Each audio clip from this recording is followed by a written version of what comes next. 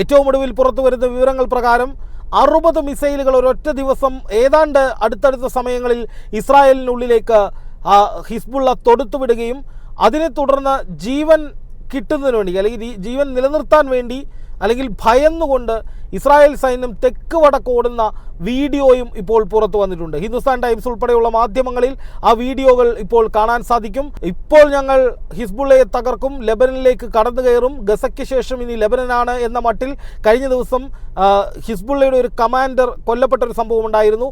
അങ്ങനെയുള്ള ഒരു കാര്യം അടക്കം ചെയ്തിട്ട് ഇസ്രായേൽ പറഞ്ഞത് ഇപ്പോൾ ലെബനനും ഹിസ്ബുള്ളയും തീരുമെന്നാണ്.